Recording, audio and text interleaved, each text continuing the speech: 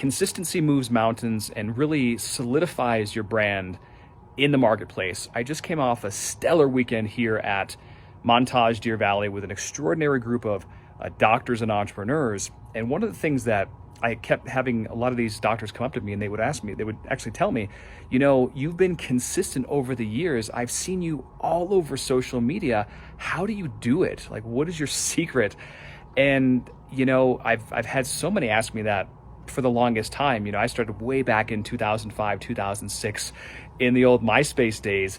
But I've just made it a commitment on myself in terms of, let's say, social media advertising to always allocate a certain budget every single month. I literally haven't stopped my Facebook ads since the inception of Facebook, Facebook's ads platform in around 2008, 2009. So it's just been like a consistent thing, even in times where, sometimes business, you go up and down and the immediate return is not there.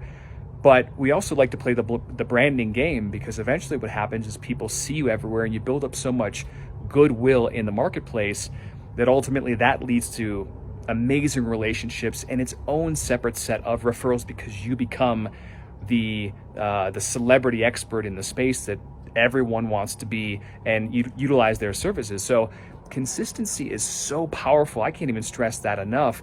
And it really comes down to just being disciplined enough to allocate a certain budget every single month to your content. Or if you're going to write 3 or 5 blog posts a week, whatever that is, and after those blog posts get written, spend a little bit of money to promote them on the social network or LinkedIn or some of these other channels. It's just about having a pattern and a routine. I've heard many people say that we are habitual creatures as humans. So you always want to put yourself in a position to win. And after you do something 7 to 10 times, it almost becomes a natural habit. And even if you don't see the result just in the short term, know that that is working for you. The seeds have been planted.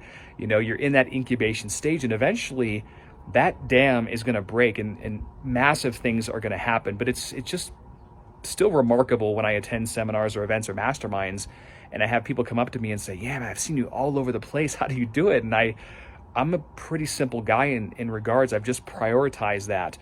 And every day I might look at our social media advertising channels and see, okay, we're on track to invest this much today, and we've got these pieces of content going out there.